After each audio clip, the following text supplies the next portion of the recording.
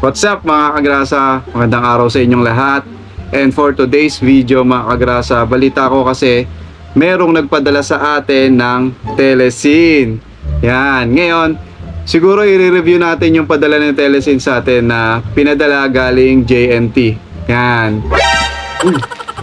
Yan mga kagrasa, no? Galing siyang JNT. So i-unbox natin siya para makita natin kung ano-ano yung laman niya na nasa loob. Hindi ko alam kung ano yung pinadala sa atin ni Telesin. Basta may package na dumating dito sa akin na galing nga kay Telesin. So maraming salamat nga pala kay Telesin Philippines. Then i-review ko na to mga kagrasa. Let's go. Unbox muna natin siya. Yan. Tignan natin kung ano yung laman niya. Wow, oh. Yan guys. Yan mga kagrasa, oh. Telesin V2. Yan. Galing sa Telesin Philippines siya. So naka ano talaga siya, no? Naka bubble wrap para hindi nga naman siya masira agad. Unbox natin mga kagrasa, no? Wow! Nakaka-excite! Yan mga kagrasa. Tignan natin. Yan. Wow. Ayan, ang bumungad pa lang mga kagrasa is, ang tingin ko, ito mga kagrasa, tingin ko ano to yun yung box ng mga GoPro yan. Yung ginagamit kong yan, tingin ko ito lalagyanan. Sakto, wala ko lalagyanan ng GoPro. Tingnan natin kung ano yung laman niya sa loob. Testing tuloy natin. Yan. Tingnan natin kung ano to. Malaki. Ayun nga mga kagrasa, ang unang bumungad sa atin is yung Telesin bag. Ayan, makikita nyo. Tingnan natin ha. Sakto mga kagrasa, oh. Yan oh, handy siya oh. Napakadali niyang bitbitin. Dahil nga may zipper. Zipper niya maganda mga kagrasa, oh. Diba? Solid oh. Wow. Yun no. Ito may strap siya para pangpa sikip. Yan, dito mo ilalagay yung mga accessories na gagamitin mo diyan sa GoPro. Yan, then tabi muna natin siya. Meron siyang silica gel. Yan. Yan, ano to, lason? Lason ba to mga kagrasa? Comment down nyo nga. Yan, silica gel. And then dito sa kabila, meron pa ba siyang meron pa ba siyang zipper?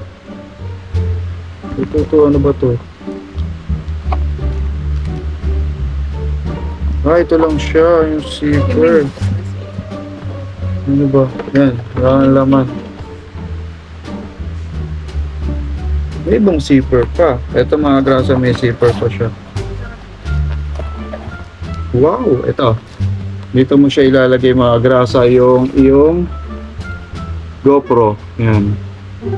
Kasyang kasya. Ano siya madami siyang lagayan mga kagrasa, no? Kung ano-ano pa. Yan. Anyway mga kagrasa, maraming salamat nga pala kay Telesin. Yan, may magagamit na ako para sa aking mga accessories.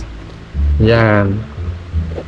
Maraming salamat sa Telesin yan. Yan, galing sa Telesin mga kagrasa, no? Ito nga pala yung storage bag. Maraming salamat sa Telesin Philippines at pinadalan tayo nito para i-review tong bag na to. And convenient naman siya. Hindi siya katulad ng iba mga kagrasa. Yung iba kasi halos yung zipper niya madaling masira. Ito mukhang solid naman siya. Tsaka nakasarado siya oh. Yan, tapos meron siyang tatak na Telesin dito. Tapos may handy siya. Then meron siyang mga, hindi ko alam kung saan ginagamit to. Tingin ko pang ipit siya dito sa mga dito. Kung ano pa yung ilalagay mo, iipit mo siya dito. Mga kagrasa. Yan. Para hindi siya, pag hawak mo siya, hindi siya kumakalog-kalog.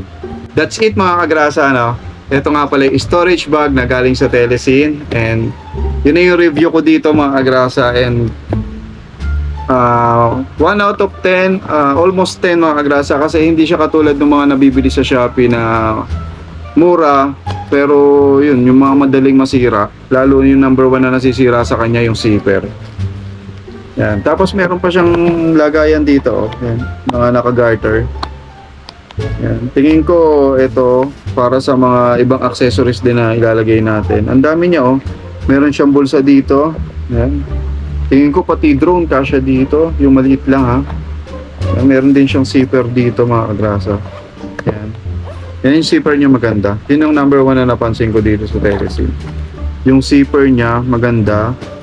Tapos handy rin siya. And then madami kang mailalagay. Yung pala yung number 1 dito sa storage bag na to, no. Madami kang mailalagay mga kagrasa. Yan. I hope nag-enjoy kayo mga kagrasa dito sa pag-review ko nitong Telesin na to, no. At may magagamit na ako. Yan, maraming salamat Telesin Philippines sa pagpapadala nitong storage bag at tiyak magagamit ko to, no.